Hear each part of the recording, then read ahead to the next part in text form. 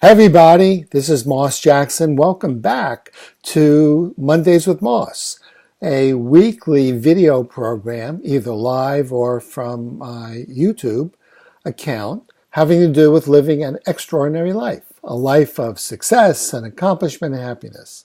So I have a question for you today. Who's controlling your life? Whose life are you living? What kind of control do you have?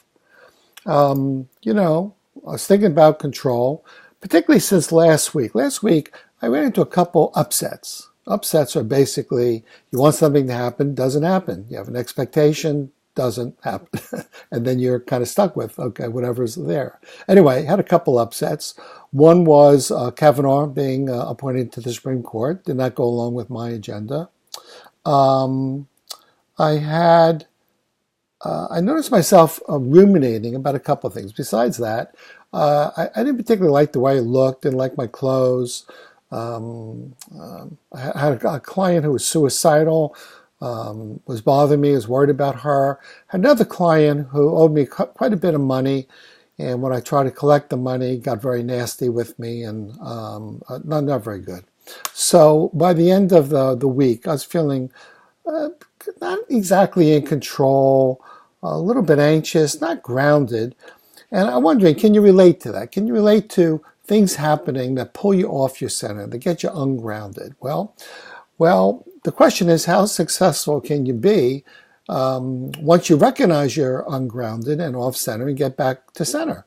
Once I became aware of being sucked back in, remember that scene in The Sopranos? Once you thought you were free and they pull you back, they suck you back. Yeah, I felt like my mind, my anxiety was pulling me back. So I used my toolkit, my Navigating for Life toolkit on how to live an extraordinary life to get back on strong, solid ground and to remind myself that the life I was committed to was really great, a life of creativity and joyful abundance. So we all want to be in control, but are we? And what can we really control? Can we control the weather, other people's thinking, global affairs? Maybe we can control some things like our own thinking, our way in which we define our success, and our focus and our choices. So if you know what you're choosing to control, let's say you do, you want to control your money, your relationship, you want to have success. How do you know how to do it? Do you really know how to do it? For example, I like to play golf.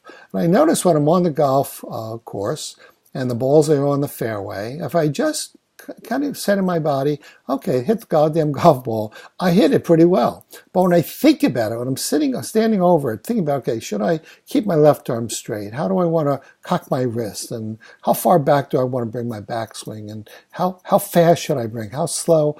I don't hit the ball really well. I'm overthinking it. So sometimes we're not aware of certain ways of thinking. I'm going to call them invisible forces that really screw up our life, that take us out of control. So this force that I'm talking about, this invisible force, I'm going to suggest to you is often a story, an interpretation in your mind that's taken your life over. A story that's become your filter on how you understand and comprehend your life and what happens to you. I'll give you some specifics in a minute. The story actually, though, got created many, many years ago when your brain was not fully formed, when you were a kid, maybe to some extent when you were a teenager. And you couldn't tell the difference between what happened to you and the story you made up. Often our feelings or interpretations about what happened lead us into a kind of a reality where we think our story is really true. It may not be, though. The problem is, while it made sense to you back then, whatever the story was, for example, a disappointment, not succeeding in something, a broken relationship, it's become often a rigid formula to live your life out of. The story becomes your filter rather than reality, and life becoming your filter. It even can become a prison after a while that you've gotten used to. Your mind seizes onto your story and has become an invisible force, or your GPS of your life. So instead of just living your life and these stories just being one option, one way of looking at it, it actually becomes your main way of interpreting your life and reality. So you understand. So we now know scientifically that neurons that fire together get wired together. So the more often you think your thoughts over and over again, the story gets stronger, deeper, and deeper. Kind of like cows on a well-trodden path going back to the barn. You just get used to that's where the path leads you, because that's where your mind leads you. Okay? So, so often it gives us a sense of control early on, but the price you pay is that you give up being a life designer. If you want to live an extraordinary life and be a life navigator, you have to know how to design your life. You see, the story actually designs us rather than we designing our stories. The design points us in the wrong direction. And the stories become myths that change. The myth is that if you can only change something in our external world, we'll be happy and be successful. For example, if I can only get the right relationship, I'll be happy. Once I get the promotion, I'll be satisfied. Once I lose 30 pounds or whatever the weight is, I'll be satisfied and happy. Another one might be the other ones. Once I have a child, I'll be satisfied and happy in my relationship. I have bad news for you. Often your happiness is not a function of changing your circumstances. You're looking in the wrong place. It gives you momentary hits of pleasure. For example, a number of years ago, two years ago, I think, I sold my building, made a good deal of money, felt really happy for about 6 weeks. And then I put the money wherever I put it. It wasn't there in my hand. It wasn't like candy or a new golf club or a car or a vacation. The experience was gone. Once I made the money and invested it someplace else, it was gone. So it didn't really satisfy, even though it was more money than I ever had in my life. So we have to look elsewhere. Maybe back into your mind story to understand what story did you make up? What's your program? What's the GPS that's running you? For example, I think of often 3 kinds of stories: a victim story, a survivor story, and a navigator story. A victim story is like I never catch a break. No matter how hard I try, I'll never succeed. Others get to succeed and get chosen. I don't. I never made the team. That kind of thing. The survivor story is a little bit different. Nobody really cares. It's all up to me. Even if it kills me, I'm going to make it happen. Every man for himself. The navigators is a very different story. It's a little higher level of energy that I call it. For example, life's an opportunity. No matter how hard things are, I love my life. I'm going to make my life work one way or the other. I'm the captain of my ship. No one, other people have their opinion and their feelings, but I get to call my shot and my destiny. So the key tool here in the toolkit, it's really necessary after you become aware of what you're thinking, is you need to change your story. If you can change your thinking, you change your story. Change your story, change your mind, change your mind, change your brain. You change your brain, you change your life. And now you are a life designer. You're living the possibility of an extraordinary life. So, do you want to escape being controlled by your mind story?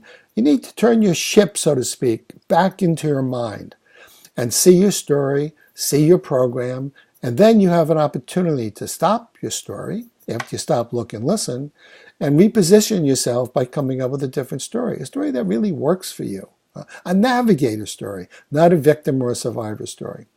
So the toolkit for today, for this conversation, is number 1, just it's all a story. Your stories develop early in life. It made sense back then when your brain was not fully formed, and you bought into it. And you now have a story that has imprisoned you. It's comfortable because it predicts things. It makes you feel like you know what's going on. But unfortunately, we spend too much time, telling our mind to solve the problem, and we try to solve the problem out here, but don't things really change? So, do you know the story? Do you know the invisible prison or prison guard that keeps you from your success and happiness? What's your fundamental belief about your life? How well is your story working for you? Have you visited your mind lately? Have you paid attention to your mind and said, mind, let me pay attention to you, see what you're saying to me? It's like in the zoo. You travel around the zoo, you walk around and you see the different cages and different animals. Well, maybe your mind is like an animal in a cage. You need to visit it. You need to pay it attention and see what it's saying to you. Also, a real important question is, do you know how to, once you pay attention to your mind, do you know how to get along with it? Do you know how to befriend it without becoming a victim or a surrogate to it? Rather than your mind telling you what to do, you become a visitor. So here's an exercise that you can do to get to know your invisible force, the power of your mind. Get a quiet place. Do some breathing for 4 seconds in. Hold for 4. Breathe out for 4. Pause for 4. And do that, say, 3 or 4 times, just to get you settled, just to get your mind quiet. Now pay attention to your inner voice, your backseat driver, or your prison guard. All of us have that voice. It never shuts up. It's speaking, blabbering like an ADD voice 24/7. Listen to it. Maybe you can ask it, what does it want? So tell me, voice. You can give a name: Henry, Ruth, Brenda, Susan, Joe. Hey, Joe, what do you want? You're talking to me, but I don't quite understand. What do you want me to do? Okay, so ask your voice what it wants. If you have time, write it down. Write down, take 2 or 3 minutes. That's all you need. The voice will just blabber to you. You probably won't have enough, you can't write fast enough to get it down. Then ask yourself, if you comply and do what your voice or your mind is telling you, will it give you happiness? And ask yourself, do you want your voice to control you? So maybe not. I know last week when I was having a hard time, I didn't want my mind to control me. It wasn't telling me good things. It was making me feel agitated, angry, resentful, and distressed. So I had to change my story. So my next post, I'm going to tell you a little bit about how, as a navigator, can you navigate your mind, into your mind, how to be a witness to your mind. Stop trying to control it. If you stop trying to control it, it won't fight you and it won't control you. Let it be. Remember that song by the Beatles? Let it be. Just let it be. Be present and open up. Create a new roadmap. Create a new story. I'll teach you how to do that over the next couple of posts. And then live into it. It's really important to be able to live into it and take action and see how your story turns out.